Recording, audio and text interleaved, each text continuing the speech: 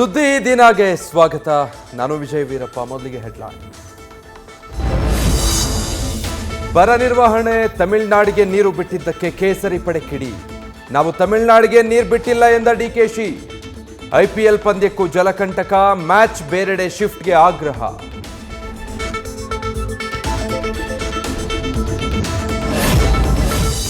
ನಾಳೆ ಎರಡನೇ ಹಂತದ ಬಿಜೆಪಿ ಸೇನಾನಿಗಳ ಲಿಸ್ಟ್ ಫೈನಲ್.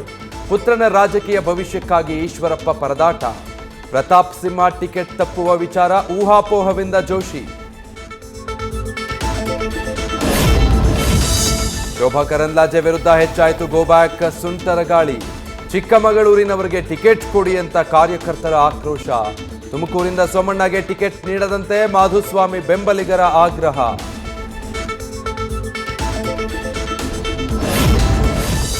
ಎರಡನೇ ಮೂರರಷ್ಟು ಮೆಜಾರಿಟಿ ಬಂದರೆ ಸಂವಿಧಾನ ತಿದ್ದುಪಡಿ ಮಾಡಬಹುದು.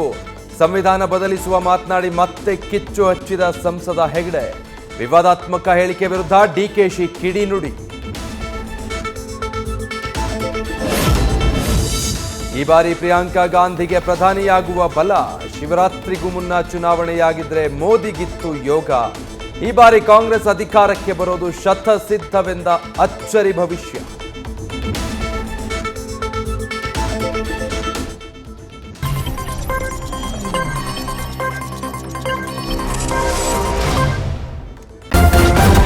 ನ್ಯೂಸ್ ಫಸ್ಟ್, ನಿರ್ಭೀತಿಯಿಂದ ನಿಮ್ಮ ಪರವಾಗಿ.